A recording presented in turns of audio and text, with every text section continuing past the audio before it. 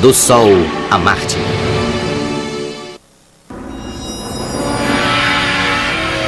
Para os antigos, ele era um deus. O Rei Sol.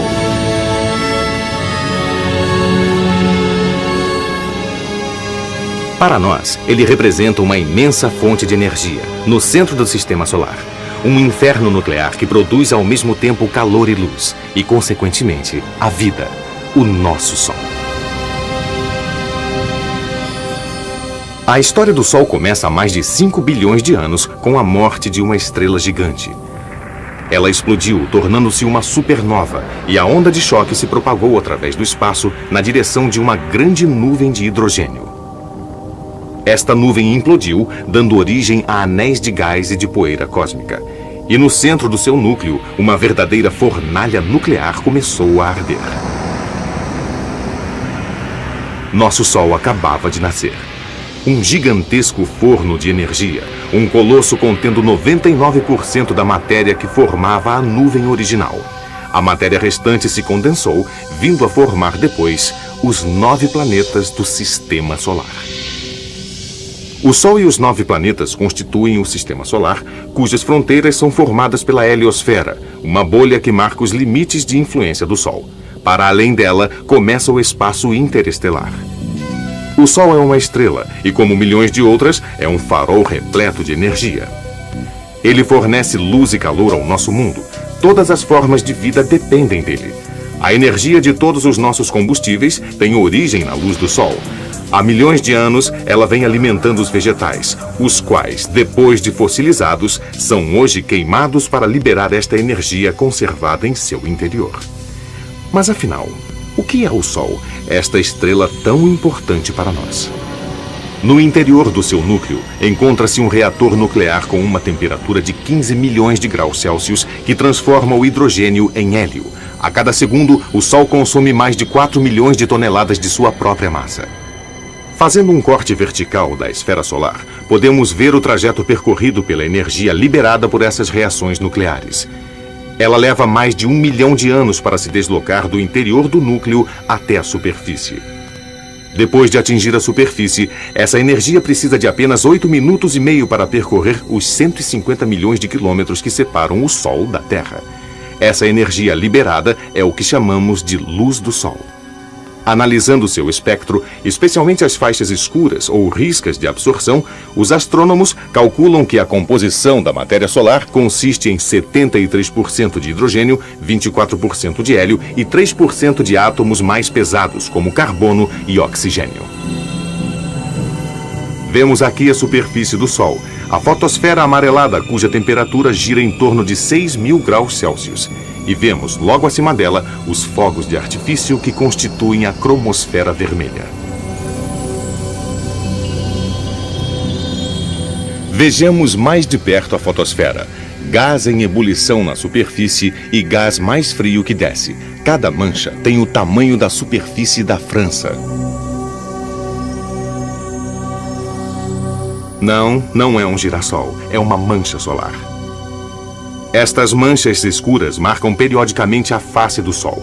Elas têm uma temperatura menos elevada que a da fotosfera que as rodeia. Esta aqui, por exemplo, poderia facilmente envolver o nosso planeta. Eis um grupo de manchas solares. Elas podem surgir e crescer em cerca de 10 dias e desaparecer em mais 15. Aqui, o Sol nos apresenta uma face coberta de manchas. Em outros períodos, elas desaparecem por completo. A presença das manchas solares indica uma forte atividade magnética. Estas manchas são como ímãs a partir dos quais as linhas de força escapam do Sol e voltam a se conectar. Podemos comparar o Sol a um regador de jardim que inunda todo o sistema solar de vastos campos magnéticos. A cada período de 11 anos, os polos magnéticos do Sol se invertem. A atividade magnética atinge seu ponto máximo no meio desse ciclo.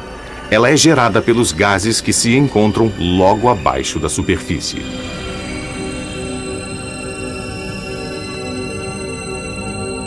A rotação do Sol não é a mesma em todas as suas latitudes. O Sol leva 26 dias para dar uma volta em torno de si mesmo na região do seu equador, contra um período de 37 dias na altura dos polos, o que deforma e distorce o seu campo magnético. Isto produz um oceano turbilhonante de energia.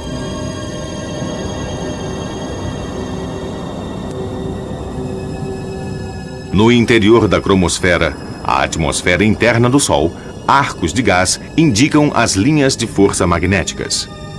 As protuberâncias gasosas projetadas no espaço formam arcos que podem atingir até 50 mil quilômetros de altura. Erupções brotam de todas as partes da superfície do Sol.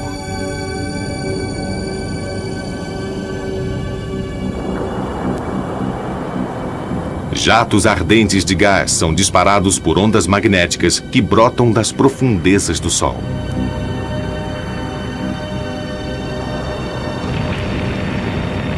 As erupções mais fortes podem elevar-se até 100 mil quilômetros ou mais. Eis aqui uma imagem do nosso planeta em uma outra escala de grandeza. Estas erupções solares são extremamente violentas. Cada uma delas libera energia equivalente à detonação de 10 milhões de bombas H. Aqui, vemos uma destas erupções formando rugas sobre a superfície do Sol. A atmosfera externa do Sol, a coroa, torna-se visível a olho nu por ocasião de um eclipse total, ou seja, quando a Lua encobre por completo o disco solar. A temperatura da coroa pode atingir até 2 milhões de graus. Ela parece dançar uma espécie de bailado magnético provocado pelas convulsões da superfície solar, as quais têm uma influência direta sobre a forma e a atividade da coroa. Os enormes jatos oriundos da coroa são alimentados pelas erupções maciças que se produzem na superfície do Sol. Estas erupções são tão potentes que a matéria liberada por elas percorre milhões de quilômetros até alcançar a sonda espacial SOHO, que estuda o Sol. No momento em que a onda de choque atinge a sonda, ela é envolvida por partículas elétricas solares.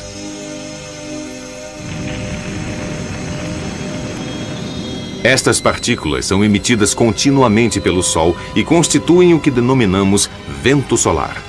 Nas regiões dos polos da Terra, essas partículas interagem com a parte mais alta de nossa atmosfera, o que produz o estranho fenômeno das auroras boreais.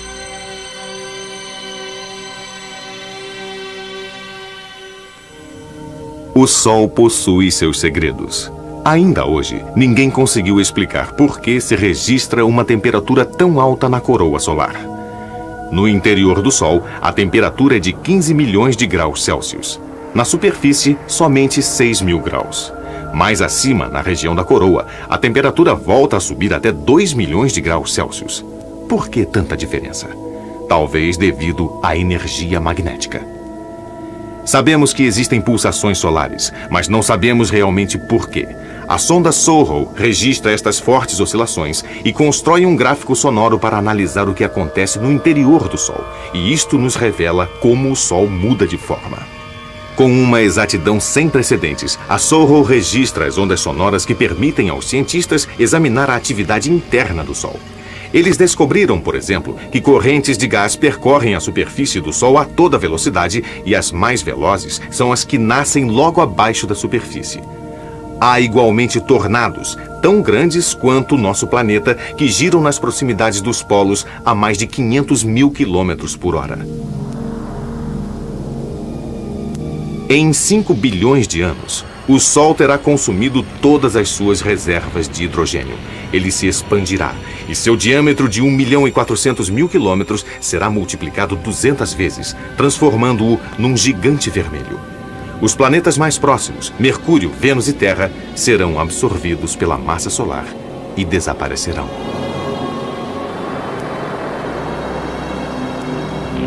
Quando as convulsões começarem, o Sol perderá as camadas superiores de sua atmosfera através de ejeções de gás.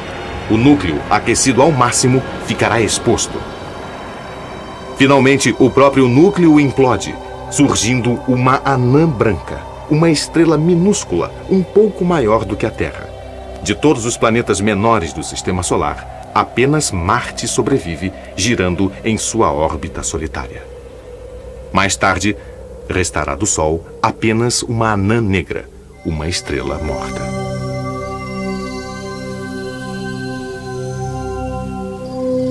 Mercúrio.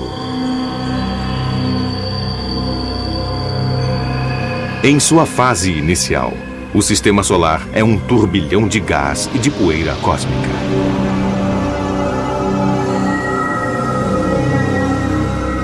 Pouco a pouco, esses elementos se agrupam para formar uma massa compacta. Os pequenos blocos de matéria aderem-se a blocos maiores para formar os planetas.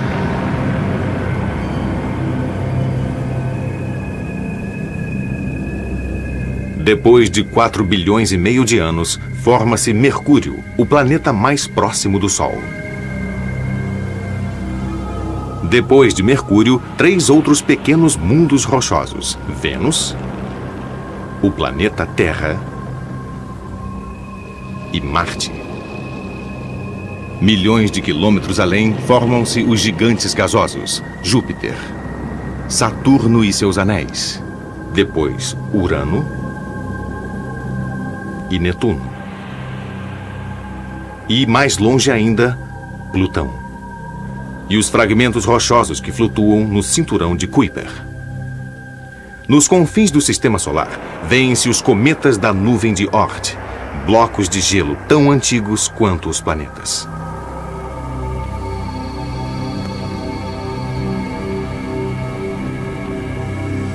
Mercúrio, como todos os outros planetas situados no centro do Sistema Solar, condensa-se a partir dos elementos químicos mais pesados. Os elementos mais leves sobrevivem apenas a partir da região de Júpiter e para além dela. Esse fenômeno de condensação, somado à proximidade de Mercúrio com o Sol, fazem deste planeta uma rocha sólida. Noite clara sobre a Terra. Vemos Mercúrio à direita, Vênus ao alto, cortando o céu na altura do horizonte. O pequenino Mercúrio mal é visível no horizonte durante o crepúsculo e a aurora. É o planeta mais difícil de se observar. Voltemos à Terra. Daqui vemos apenas uma parte de suas órbitas.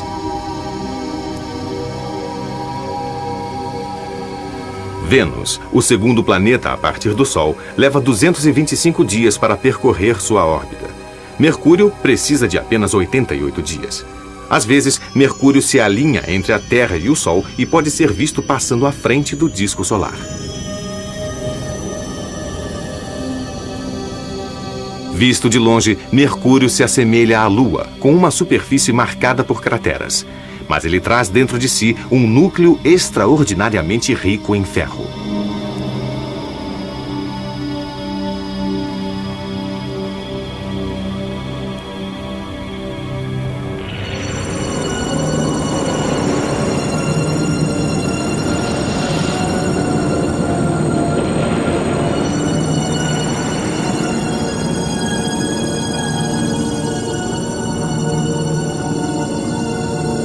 Mercúrio está a uma distância média de 58 milhões de quilômetros em relação ao Sol.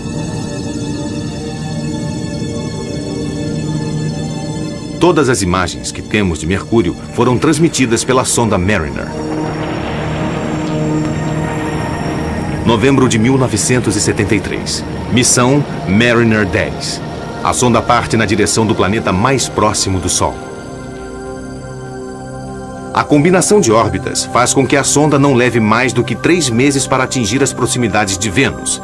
De lá, aproveitando o impulso gravitacional do planeta, ela salta rumo à órbita de Mercúrio. Sua chegada se dá em março de 1974. A sonda Mariner realiza 3 voos de aproximação. Eis aqui os resultados. Mercúrio se assemelha a um campo de batalha. Calcinado pela proximidade do Sol, ele nos oferece uma paisagem desértica, pontilhada de crateras e rachaduras. Eis uma imagem de Calores, nome dado ao local onde um extraordinário impacto formou uma cratera com mais de 1.300 quilômetros de diâmetro. O agressor foi o que os cientistas chamam de um planetesimal, um enorme bloco de matéria primitiva.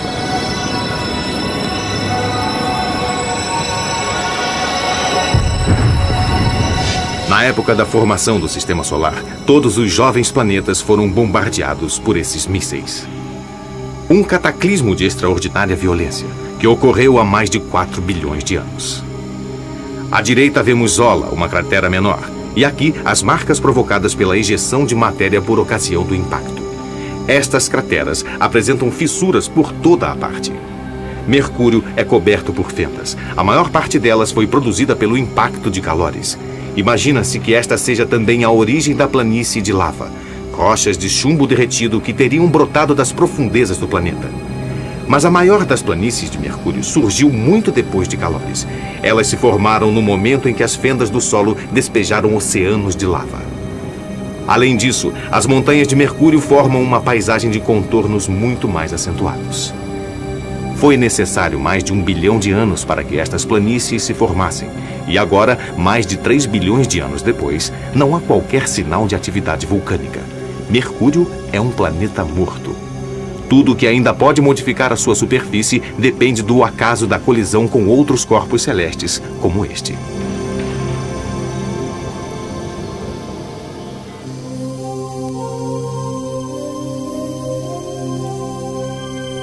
A seta nos mostra que Mercúrio gira muito lentamente em torno do seu próprio eixo. Ao concluir sua órbita ao redor do Sol, ele girou apenas 1,5 vezes sobre si mesmo, o que resulta num calendário dos mais estranhos. Um dia em Mercúrio é 2 vezes mais longo do que um ano. Um dia mercuriano dura o equivalente a 176 dias terrestres, e um ano mercuriano equivale a apenas 88 dias nossos. E isto não é tudo. Se uma pessoa pudesse ficar na superfície de Mercúrio, veria o Sol diminuir de tamanho. Este fenômeno resulta da variação de distância entre o planeta e o Sol.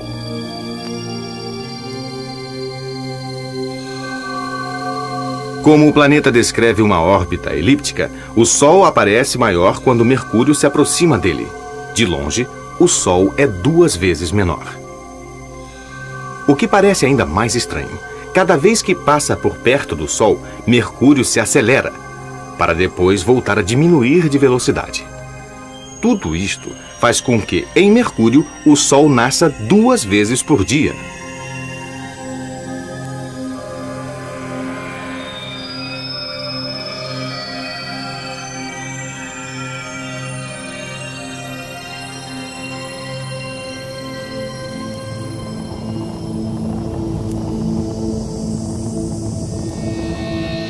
Por estar próximo ao Sol, Mercúrio é um planeta muito quente. Ao meio-dia, sobre o Equador, a temperatura pode atingir 430 graus Celsius, para durante a noite cair até 170 graus Celsius negativos. Mercúrio é o único planeta a ter uma variação de temperatura de cerca de 600 graus. E mesmo assim, alguns astrônomos acreditam que possa existir gelo em sua superfície, gelo protegido do ardor do Sol.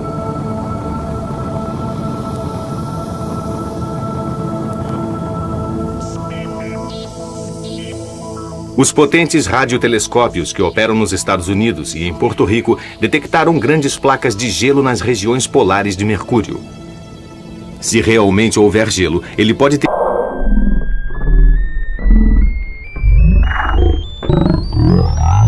cometas e preservado do calor dos raios do Sol dentro da penumbra das crateras. Mas antes de poder confirmar tal hipótese, será preciso aguardar uma nova missão espacial rumo a Mercúrio. É impossível examinar a superfície do planeta com nossos instrumentos ópticos, por maiores que sejam. O planeta fica próximo demais do Sol. E ninguém pode se arriscar a danificar o telescópio espacial Hubble. Com um diâmetro de apenas 5.000 quilômetros, Mercúrio é o menor planeta do Sistema Solar. Sua atmosfera é tão tênue que pode ser considerada inexistente. E a intensidade de seu campo magnético atinge apenas 1% do campo magnético da Terra. Quase tudo que sabemos hoje sobre Mercúrio nos foi informado pela Mariner 10. É preciso esperar outras missões para podermos observar, fotografar e analisar a outra metade deste estranho planeta.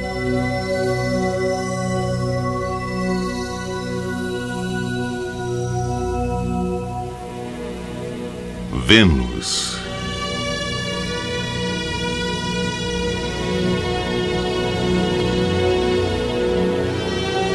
Vênus, o planeta encoberto.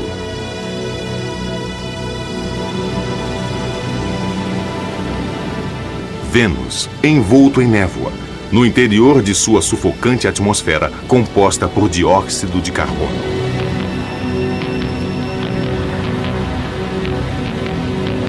Vênus, esculpido pelos vulcões.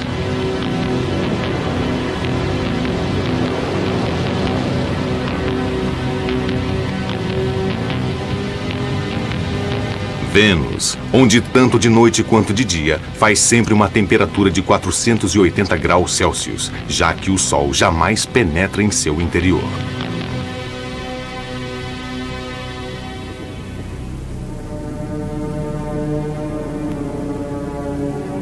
Vênus é um enigma. Ele gira em torno de si próprio em 243 dias, ao passo que as nuvens que o recobrem fazem o mesmo giro em apenas 4 dias. Com um diâmetro de mais de 12 mil quilômetros, Vênus tem quase o mesmo tamanho da Terra, mas os dois planetas não têm nada em comum. Pode ser que, em algum momento de sua história, Vênus tenha se assemelhado à Terra, com oceanos, continentes e um céu azul. Mas por que ele teria se tornado tão inóspito? Por que sua atmosfera é tão irrespirável? E por que o planeta gira sobre si na direção contrária à de todos os demais? Visto da Terra nas noites estreladas, Vênus é o mais brilhante dos planetas. E assim como ocorre com seu companheiro inseparável, Mercúrio, o melhor momento para ser visto é depois do pôr do Sol ou logo antes da aurora. Nenhum dos dois planetas se eleva muito em nosso céu. Isto se deve à posição que ocupam entre a Terra e o Sol. Enquanto Mercúrio se desloca muito rapidamente em torno do Sol, Vênus leva mais de 225 dias terrestres para percorrer sua órbita, que fica a mais de 108 milhões de quilômetros do Sol. De tempos em tempos, Vênus passa diante do Sol.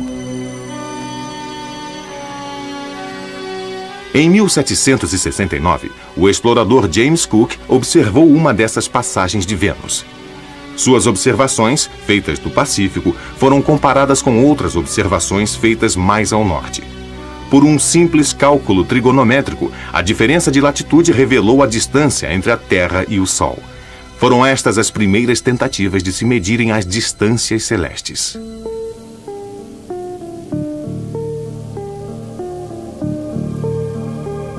Graças aos radares, a superfície de Vênus se revela aos nossos olhos. Estamos no começo dos anos 60 e sinais de radar são enviados através das nuvens venusianas. Os astrônomos obtêm assim as primeiras imagens da superfície de Vênus e descobrem, graças a elas, um estranho fenômeno. O planeta tem uma rotação ao contrário. 1966. A União Soviética lança as missões Vênera e sondas humanas penetram pela primeira vez os céus de Vênus. Elas detectam uma atmosfera 90 vezes mais densa que a da Terra. Muitas sondas foram perdidas ali. Mesmo assim, um dos aparelhos conseguiu registrar estas imagens. Placas de lava cobertas de rachaduras, reforçando a hipótese de um planeta intensamente vulcânico. As imagens de Vênera foram transmitidas para a Terra antes que os aparelhos fossem completamente pulverizados. Aqui, nem mesmo as máquinas escapam da destruição. Se um homem conseguisse descer na superfície de Vênus, ele seria imediatamente esmagado. Mas não é este o único perigo. As nuvens que constituem a camada superior da atmosfera são compostas de ácido sulfúrico. Na tela deste radar, podem-se ver as zonas de aterrissagem das sondas Vênera. Elas nos mostram um planeta feito de planícies e de alguns platôs elevados. Na Terra, por exemplo, essas plataformas constituem os nossos 7 continentes, ao passo que em Vênus há apenas 2. 1990, o lançamento da sonda norte-americana Magalhães. A Magalhães atualizou as imagens das sondas Vênera, substituindo-as por verdadeiros filmes.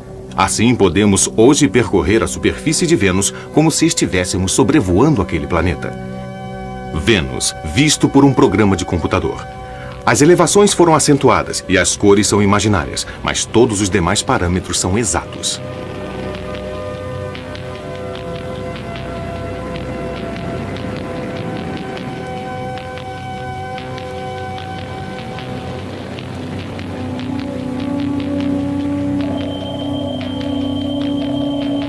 A paisagem venusiana é escaneada pela sonda Magalhães, com o auxílio de um radar que capta as imagens e de um altímetro que estabelece o relevo.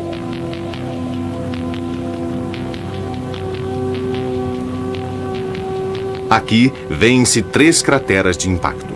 Elas são raras em Vênus, porque só os maiores meteoritos conseguem atingir sua superfície. Os demais são destruídos ao cruzar a espessa atmosfera.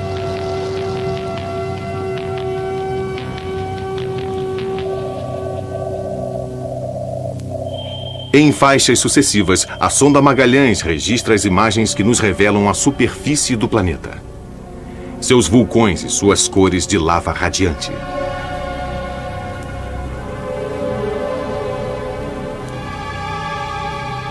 A cratera de Cleópatra, cuja coroa é preenchida por lava. Por toda a parte se encontram traços de atividade vulcânica. A Magalhães comprovou que Vênus é o planeta mais vulcânico do Sistema Solar.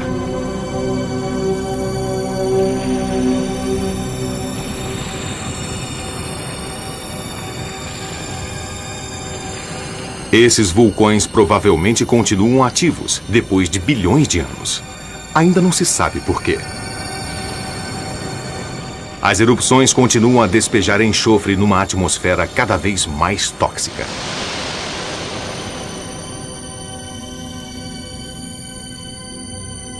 A lava recobre a superfície sem parar. A maior parte dela levou mais de 500 milhões de anos para se solidificar. Apesar de todos os seus vulcões, a superfície de Vênus se mantém incrivelmente lisa, como o leito de um oceano aplainado por correntes marítimas. Aqui, os ventos de Vênus arrastaram consigo as cinzas de um cone vulcânico.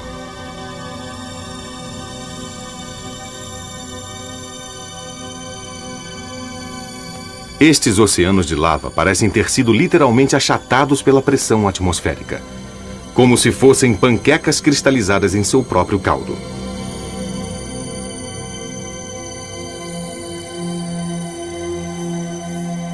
Lá no alto, o radar prossegue em sua missão. A sonda Magalhães passa a tentar cartografar a força gravitacional de Vênus. A sonda oscila em sua órbita porque as diferentes densidades das rochas exercem sobre ela forças gravitacionais distintas. Assim, Magalhães analisa a estrutura e a composição do subsolo.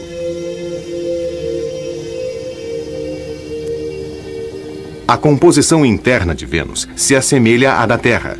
Mesma densidade, mesma crosta, mesmo manto de lava, mesmo núcleo.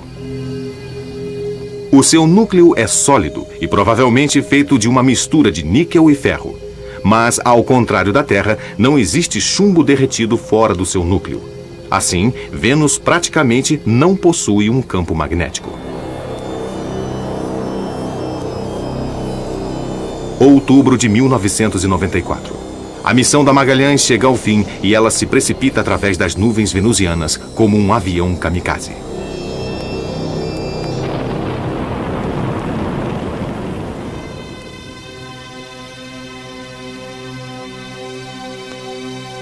Marte, Terra e Vênus marcam os limites da área considerada habitável no Sistema Solar.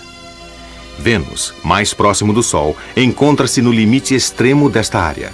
Sendo assim, por que não se encontram ali água, oceanos ou continentes? Eles talvez tenham existido há bilhões de anos. Alguns cientistas acreditam que o Sol, mais próximo de Vênus do que da Terra, secou os oceanos do planeta e o vapor d'água se evaporou nas camadas superiores da atmosfera. A superfície foi rachada pelo calor e o hidrogênio se dispersou pelo espaço. Com o dióxido de carbono liberado pelos oceanos, a atmosfera foi se tornando mais espessa, impedindo que o calor se dissipasse e criando um irreversível efeito estufa, transformando Vênus em uma panela de pressão gigante.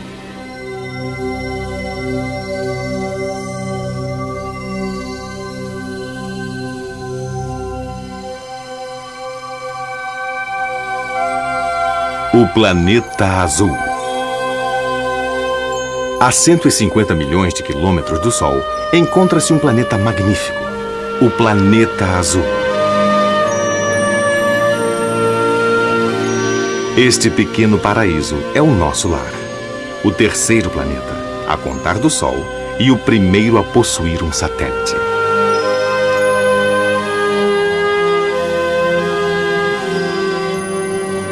A Terra é repleta de água. Temos oceanos. Uma atmosfera carregada de vapor d'água e gelo.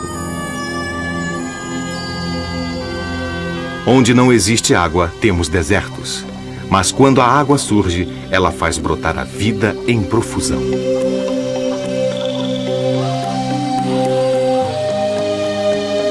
Em todo o sistema solar, não se encontra vida, a não ser na Terra. É isto que a torna tão preciosa.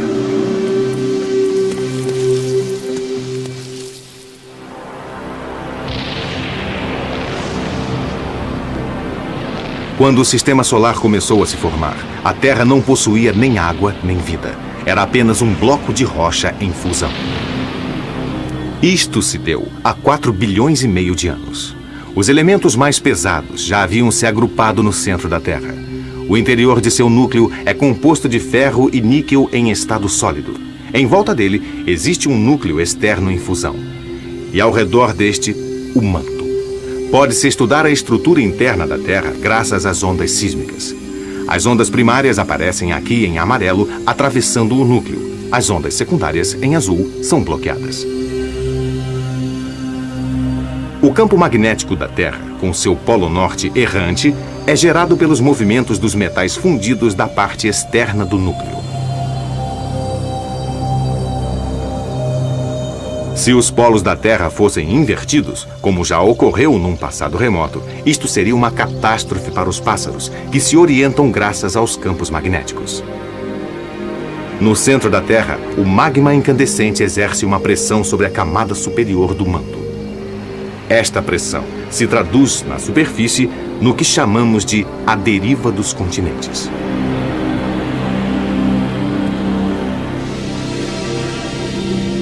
Basta observar o fundo do mar para se ter a prova disto. Aqui, uma longa crista no meio do oceano. A rocha em fusão emergiu bruscamente do manto e separou as placas que apoiam os continentes. Se os oceanos secassem, não restariam senão estas placas. Algumas delas se afastam, outras se unem. No ponto onde as placas se encontram, surgem vulcões. Há indícios de que a vida surgiu ali, nas fissuras dos oceanos. Na Terra, surgem os primeiros vegetais. Como eles produzem oxigênio, são capazes de modificar a atmosfera, tornando-a respirável.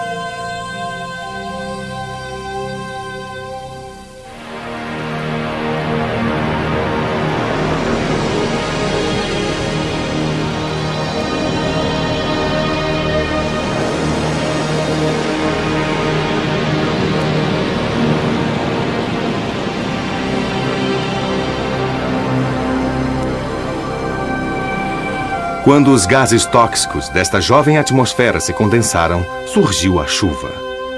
As poças se transformaram em lagos, os lagos em oceanos. Hoje, essas águas cobrem mais de 70% da superfície terrestre.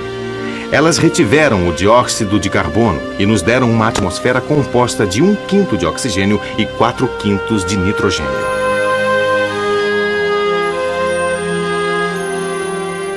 Outras forças também tiveram um papel importante.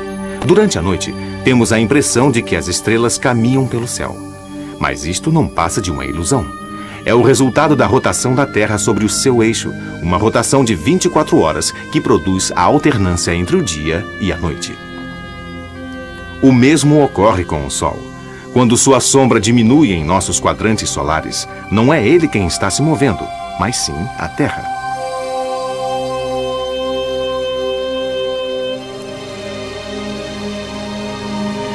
Se o eixo em torno do qual gira o nosso planeta não tivesse uma leve inclinação de 23 graus em relação à vertical, o dia e a noite teriam sempre a mesma duração.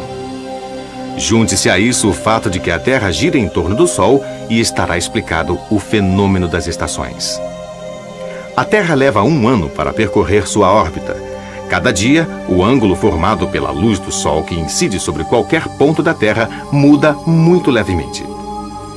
Em uma estação, esta mudança é enorme e de 6 em 6 meses, o ângulo varia de um extremo ao outro. A partir daí, é inverno no hemisfério norte, com dias curtos e frios, e verão no sul, com dias longos e quentes. 6 meses depois, quando a Terra se encontra do lado oposto do Sol, é verão no hemisfério norte e inverno no sul. A mudança das estações implica uma mudança no ponto em que o Sol se põe. No equinócio da primavera, no hemisfério norte, o Sol se põe exatamente a oeste. Mas no solstício de verão, o Sol se eleva mais alto no céu e se põe um pouco mais ao norte, na direção do oeste. No solstício de inverno, quando o Sol está mais baixo, ele se põe ao sul, na direção oeste. Do ponto de vista de um satélite, vemos o efeito das estações sobre os icebergs.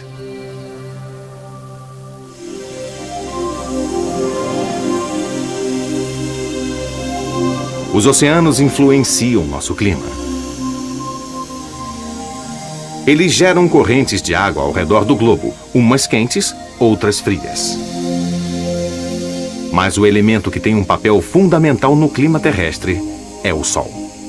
No Equador, quando sua luz incide diretamente sobre a Terra, faz muito calor e o ar úmido sobe. Isto leva à formação de 3 grandes correntes de ar que circulam entre o Equador e os polos. Ar que sobe e ar que desce. Isto explica os nossos ventos.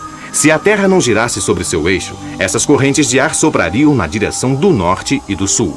Mas, como ela gira, as correntes acabam sendo desviadas para o leste ou o oeste.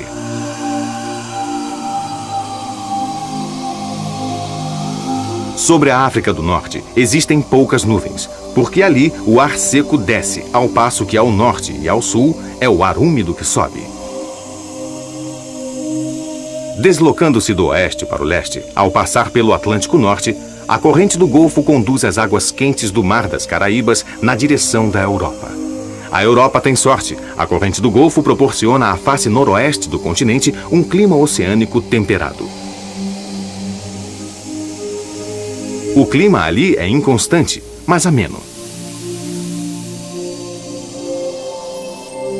Para lá do Atlântico, na mesma latitude, os invernos são rigorosos. Na ausência da corrente do Golfo, as vias navegáveis se congelam. Quando o efeito dos oceanos e do Sol se combinam, eles desencadeiam tufões e furacões.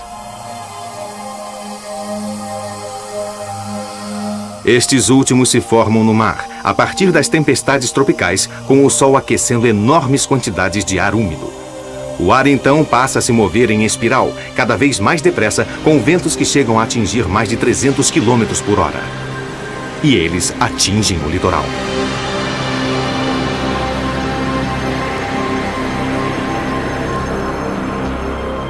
Vindo da América do Sul, uma corrente de água quente se estende ao longo do Oceano Pacífico.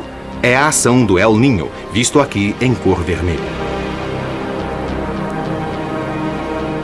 O El Niño pode desencadear a fúria dos elementos. Ele ocorre quando a estrutura dos ventos alísios se modifica. A oeste, o oceano esfria, e a leste, ele se aquece. Assim, forma-se muito menos chuva a oeste e muito mais a leste. Mas o percurso do El Niño afeta o mundo inteiro. O tempo se torna mais tempestuoso desde o leste do Pacífico até a Califórnia.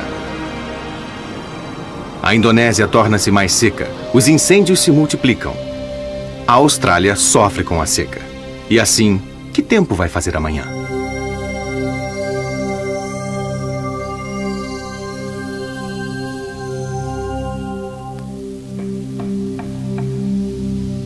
A Lua. Aqui está a nossa vizinha mais próxima. A Lua, nossa companheira no espaço. Tão próxima que 12 homens já a visitaram e voltaram à Terra sãos e salvos.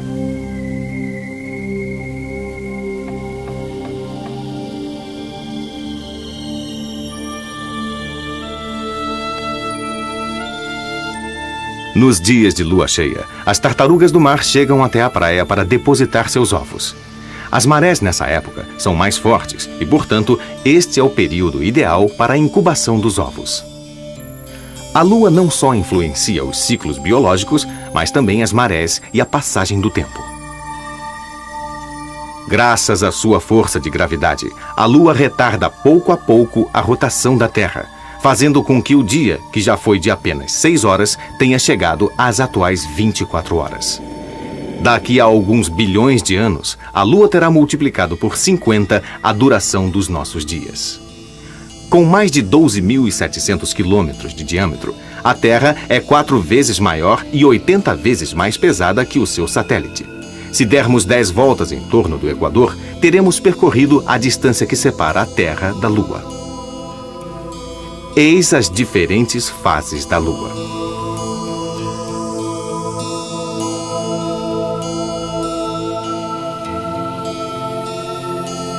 Vejamos este efeito de sombra. Ele se deve ao fato de que só uma metade da Lua está sendo iluminada pelo Sol. Aqui, por exemplo, ela está sendo iluminada pelo lado esquerdo. A Lua percorre a sua órbita em 27 dias, e uma metade de sua superfície está sempre iluminada. Eis a sua imagem vista do espaço. Mas vista da Terra, durante 27 dias, a superfície iluminada da Lua aumenta pouco a pouco, como vemos aqui.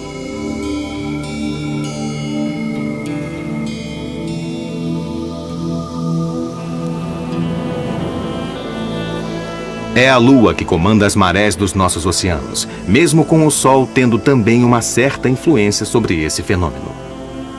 Entre a maré alta e a maré baixa, transcorre um intervalo de tempo de cerca de 6 horas.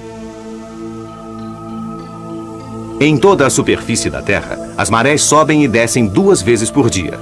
É o resultado da atração da Lua sobre os oceanos. Por causa da rotação da Terra, o aumento dos oceanos em ambos os lados do globo terrestre precede a Lua. Mas a pressão exercida pelas marés desacelera a rotação do globo terrestre. Em consequência, a Terra e a Lua se afastam uma da outra irremediavelmente. Daqui a muitos bilhões de anos, um dia terrestre durará cerca de 47 dos nossos dias atuais. Além disso, a atração exercida pela Lua sobre o nosso planeta faz oscilar o seu eixo. Este ciclo dura cerca de 26 mil anos, o que significa que aquela que hoje chamamos de estrela polar não será mais polar amanhã.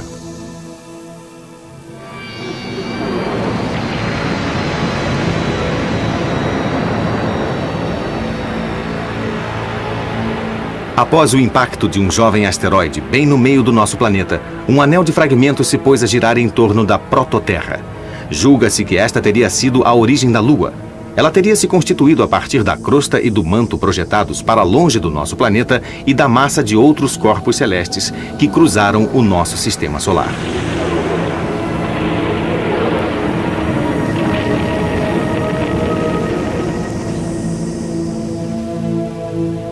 E surgiu a Lua. 4 bilhões e meio de anos mais tarde, ela ainda guarda as cicatrizes desses impactos. Vejam-se aqui as regiões sombrias que denominamos mares lunares. Eles são chamados assim porque no começo de sua vida, o interior da Lua era líquido, um pouco como o interior de um ovo. Cada vez que um meteorito se chocava com a Lua, deixava uma abertura à sua passagem. Essa cratera era preenchida por lava que brotava das camadas inferiores. A lava, então, se solidificava em um mar de basalto. Os bombardeios de meteoritos cessaram há mais de 3 bilhões de anos. O interior da Lua se solidificou. Esta é sua imagem atual. A Lua não sofre nenhum tipo de erosão porque nela não existem ventos, nem água, nem vegetação. O que vemos é apenas o resultado de uma sucessão de impactos.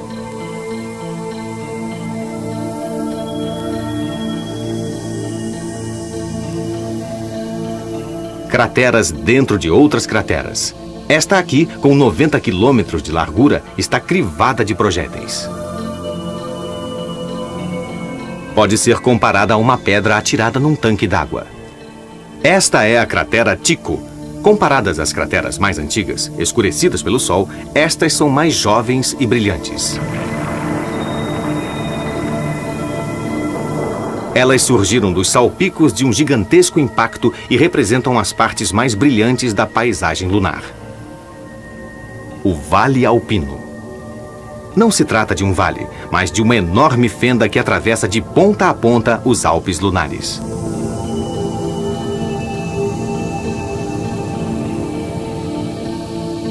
Estas pequenas fissuras são chamadas de riachinhos, talvez antigos canais de lava. Aqui pode-se ver a diferença entre a superfície lisa dos mares e a silhueta angulosa das montanhas. Agora, estamos viajando na direção dos Alpes, sobrevoando a cratera de Platão. É um ambiente triste, estéril, sem ar e sem vida. Durante o dia, a temperatura pode atingir 120 graus Celsius. À noite, ela cai para 160 graus Celsius negativos. A gravidade mal chega a 1/6 da gravidade terrestre.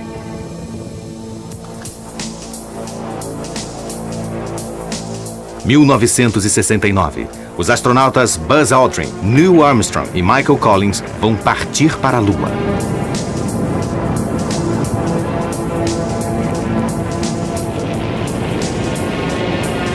É a missão Apollo 11.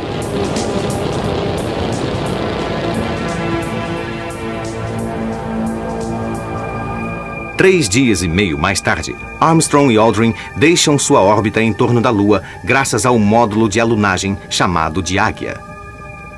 Armstrong sobrevoa as crateras à procura de um lugar adequado para o pouso. Eles estão prestes a entrar para a história.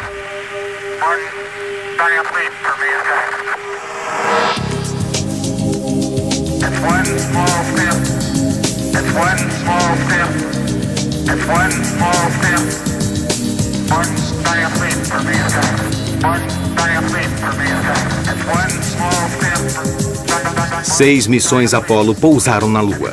Incrível, mas é verdade. Mas esta vitória extraordinária é mais política do que científica. No final de cada missão, depois de chegarem de volta à nave principal, os astronautas deixam o módulo de alunagem ser destruído na superfície da Lua. O choque do módulo com o solo faz a Lua inteira vibrar como um sino. É o resultado da rocha pulverizada pelo choque. Mas a Lua é sólida e seu núcleo é metálico. Os astronautas trouxeram consigo mais de 380 quilos de rochas lunares. Os fragmentos analisados tinham origem vulcânica ou eram resultado de impactos.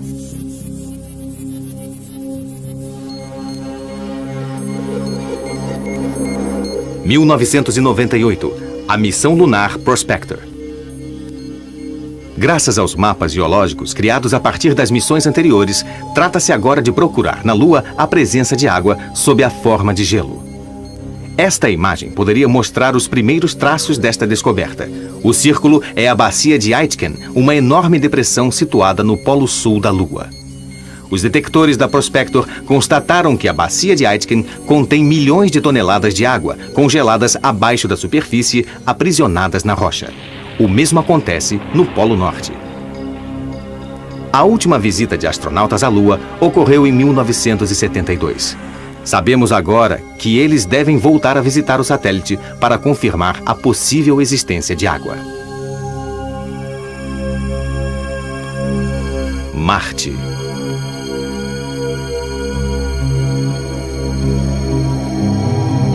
O nascer do Sol em Marte, o planeta vermelho.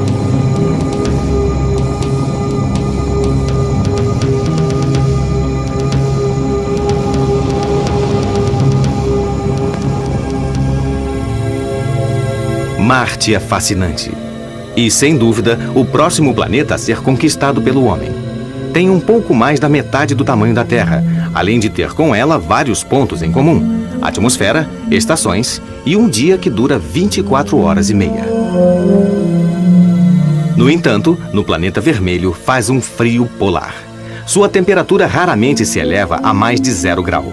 O Sol está a uma distância média de 228 milhões de quilômetros e Marte leva 687 dias terrestres para percorrer sua órbita.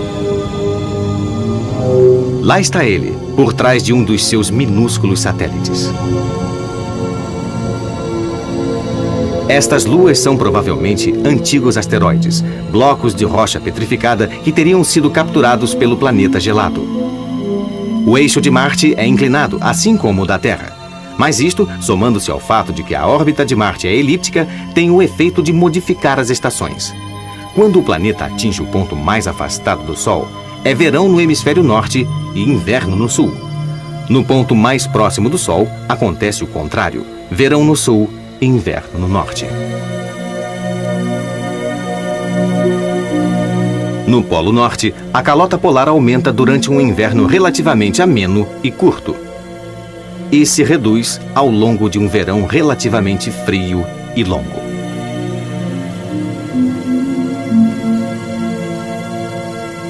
No outro polo, a calota polar que se forma durante um inverno longo e rigoroso é bem mais importante. Mas o verão no hemisfério sul de Marte é curto e relativamente menos frio do que o do norte. Do ponto de vista geológico, Marte se divide em dois. Ao sul, encontram-se antigas crateras. Ao norte, planícies de lava mais recentes. As primeiras imagens de Marte datam dos anos 60 e foram captadas pelas sondas Mariner.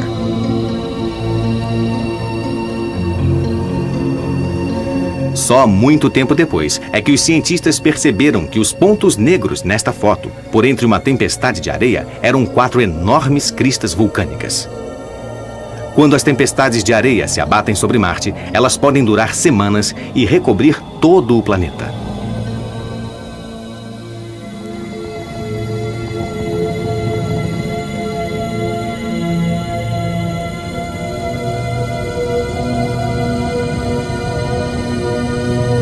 Em 1976, graças aos módulos orbitais chamados de Vikings, nosso conhecimento sobre Marte foi reformulado por completo. Os Vikings nos revelaram a presença de gelo no subsolo marciano. Talvez o impacto que esta cratera produziu tenha espalhado gelo derretido ao redor. O leito destes canais indica que houve um tempo em que brotava água da superfície de Marte. Talvez uma antiga ilha. As sondas Vikings fotografaram um amanhecer de gelo e de nevoeiro. E quanto à famosa face de Marte, não passa de uma ilusão provocada por luzes e sombras.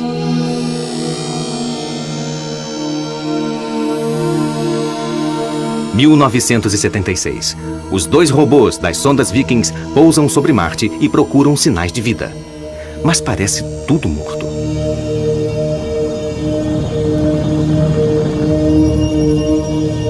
Para efeito de comparação, tomemos o continente norte-americano.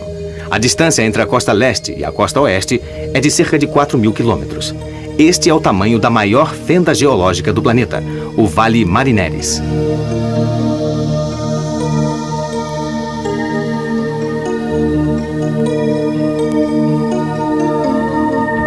Olhemos a superfície mais de perto. Examinando as crateras do hemisfério sul, sobrevoamos agora a maior falha geológica de todo o sistema solar, o Vale Marineris.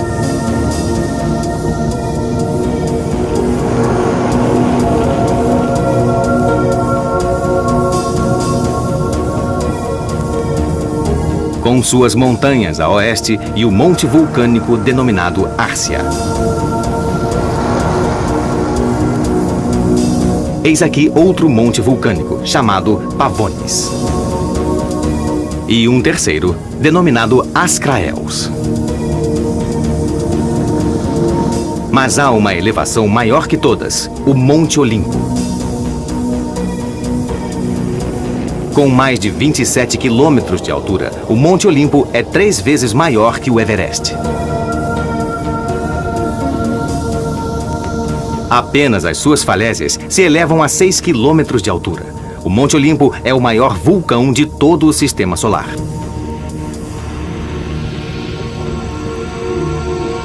Muitos cientistas acreditam que os oceanos surgiram no início da formação de Marte, logo após uma imensa atividade vulcânica. As erupções fundiram o gelo do subsolo, inundando rapidamente todo o planeta. Uma atmosfera rica em dióxido de carbono formou-se em seguida. A temperatura aumentou bruscamente. Mas ninguém entendeu ainda por que a vida, assim como a vegetação, não surgiram durante esse período. Talvez devido à instabilidade do clima, em função das enormes variações de inclinação do planeta. Mas o motivo principal é certamente a suspensão de toda a atividade vulcânica. Sem a ocorrência de grandes erupções, a atmosfera não pôde se renovar, e todo o ar acabou se evaporando lentamente, perdendo-se no espaço em decorrência da fraca gravidade marciana. Em 1997, a sonda Marte Pathfinder pousa sobre uma antiga planície inundada. Ela envia um robô de reconhecimento, cuja missão é analisar a composição das rochas. Os resultados são estranhos. Aparentemente trazidas por enormes vagalhões de água, as rochas têm origens diversas. Algumas são vulcânicas, semelhantes àquelas que se formaram dentro dos oceanos terrestres. Estas rochas teriam se originado no leito de um oceano de Marte?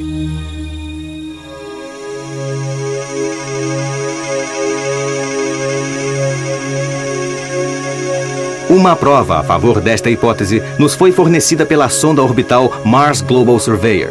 Encarregada de realizar um mapeamento detalhado do planeta, a Surveyor revela a existência de uma imensa região plana no hemisfério norte. Esta superfície tem todas as características do leito de um oceano. Ao contrário desta época em que a água corria sobre Marte, o planeta vermelho é hoje um deserto gelado, incapaz de reter água em forma líquida. Marte possui os vestígios de um campo magnético medido pela sonda Global Surveyor. Destino: Marte.